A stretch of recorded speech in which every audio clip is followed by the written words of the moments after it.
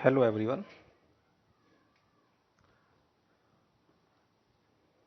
I hope you are fit and fine. जैसे कि आप सभी प्यारे विद्यार्थियों को पता है कि हमारा पॉलिटिकल साइंस का जो चैप्टर चला हुआ है राइट इन इंडियन कॉन्स्टिट्यूशंस, जैसा कि आप स्क्रीन पर भी देख रहे हैं, टॉपिक है constitution of India part 3 fundamental rights. हमने कल उसके राइट टू फ्रीडम भी पढ़ा। राइट टू फ्रीडम के बाद बीच में कुछ टॉपिक एनसीईआरटी की बुक में रह गया है, जो हम इस वीडियो के माध्यम से इसको भी कंटिन्यू करेंगे। आप अपनी एनसीईआरटी की बुक को साथ के साथ ही आगे सामने रखकर आप इस वीडियो को देखें, और अब वीडियो देखते समय आप क्या करें, ईयरफोन का यूज करें, ईयर लीड लगाए। कई बार साउंड क्लियर ना आए तो आप ईयर लीड में आप ध्यान से सुन सकते हैं। जो हमारा आज का टॉपिक रहेगा उस टॉपिक का नाम है, कल पढ़ा था हमने यू आर द जज, और एक पढ़ा था right to life and personal liberty, और जो आज पढ़ने वाले हैं बेटा उसका नाम है प्रिवेंटिव डिटेनेशन। प्रिवेंटिव डिटेनेशन का अर्थ क्या होता है? प्रिवेंटिव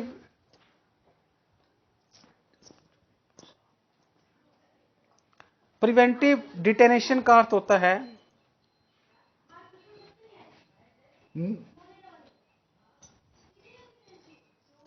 निवारक नजरबंदी। निवारक नजरबंदी क्या है, पढ़ते हैं। Ordinarily, a person would be arrested after he or she has reportedly committed some offense। सामान्यतः किसी व्यक्ति को तब गिरफ्तार करते हैं जब उसने अपराध किया हो। However, there are exceptions to this। पर इसके अपवाद भी हैं। Some offense, अपवाद भी हैं। How there are exceptions to this। कभी कभी किसी व्यक्ति को इस आशंका पर भी गिरफ्तार किया जा सकता है।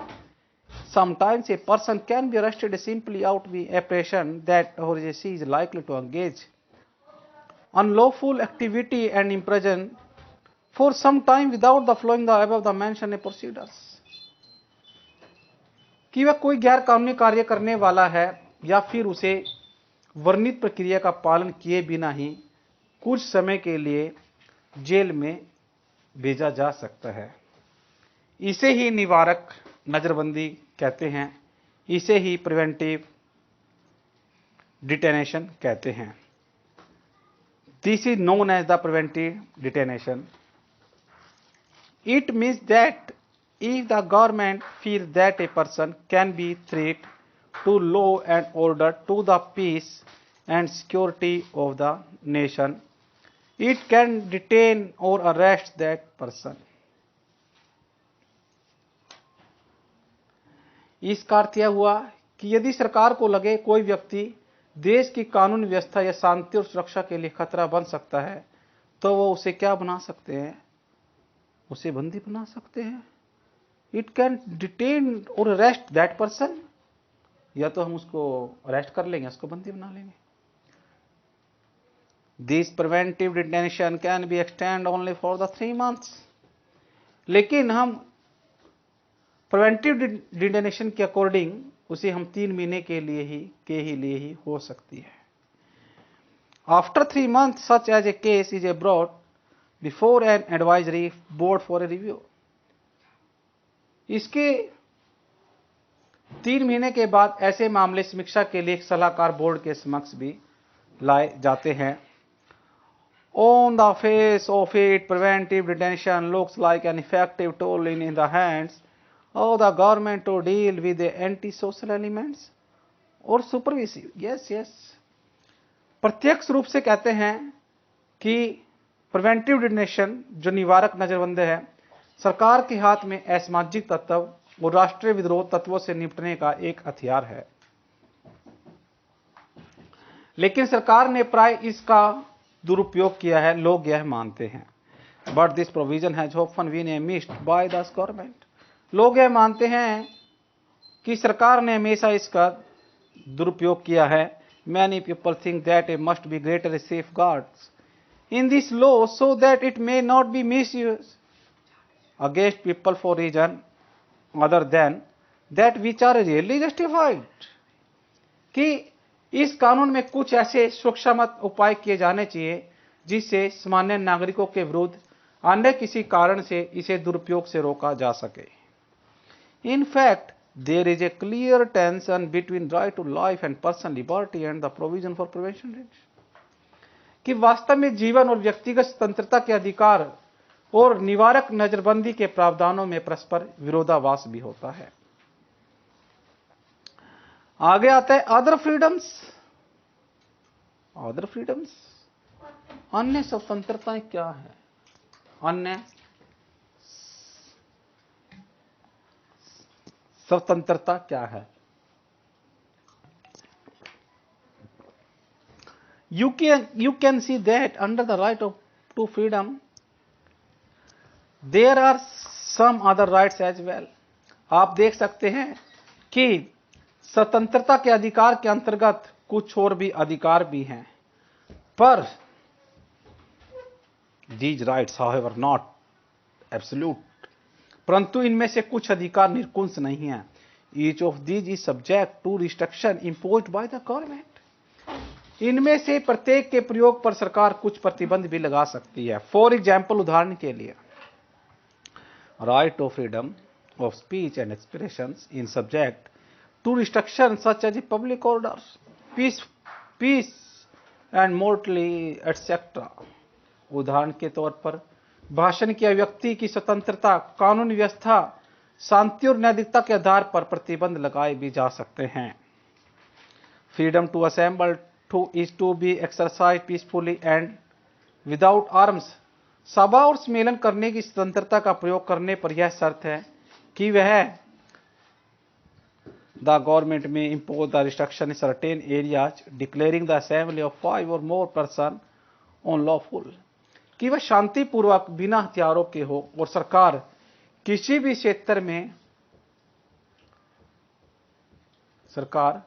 क्षेत्र में 5 या 5 से अधिक लोगों को इस सभा पर प्रतिबंध लगा सकती है।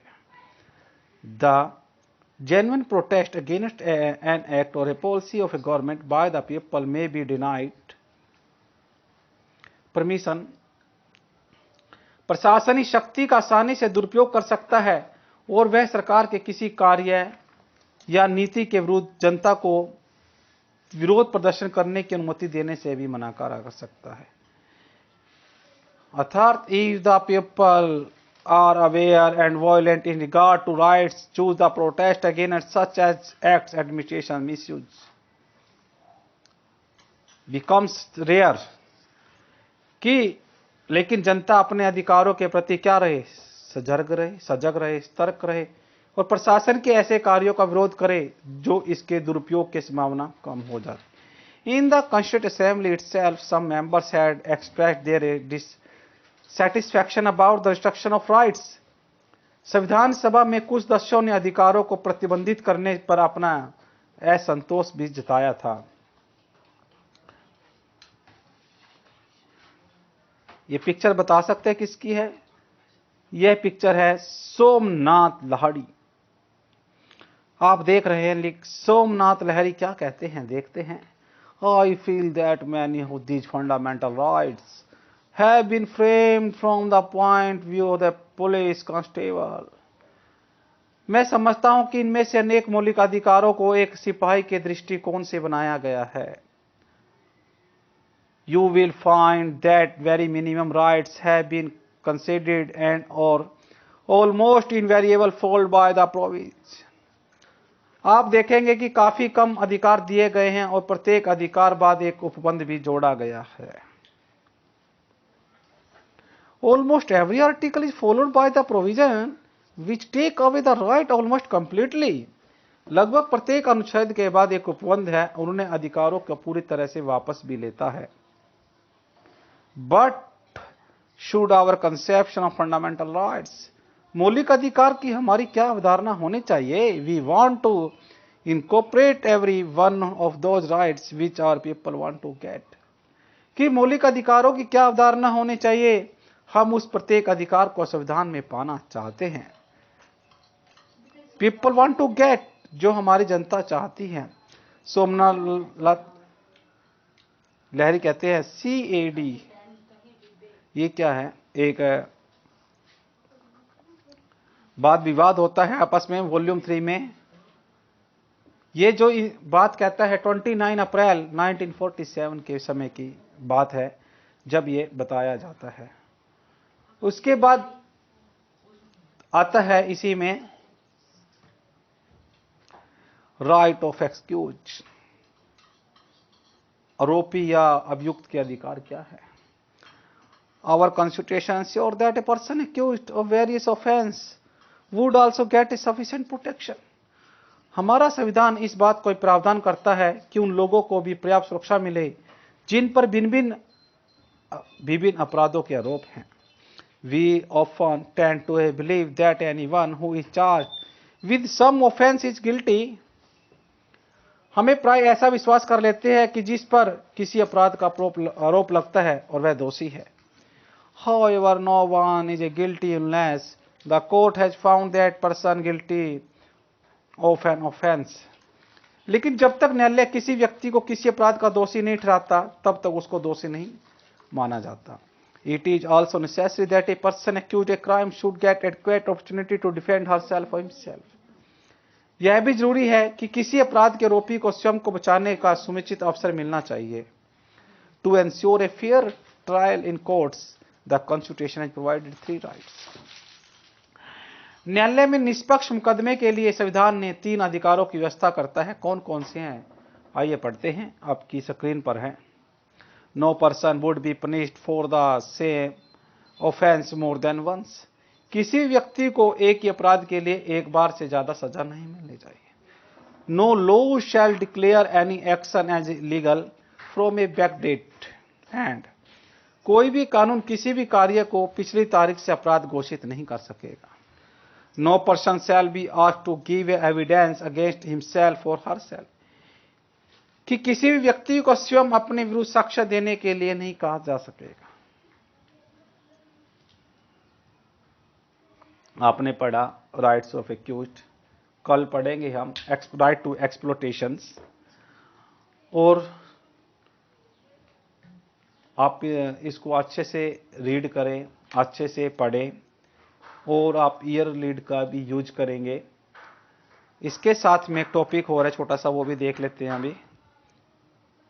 अब पता करते हैं कि आपने क्या क्या नॉलेज है। उसके लिए क्या है, आप अपनी नोटबुक देखें, उस पर लिखा हुआ है चेक योर प्रोग्रेस।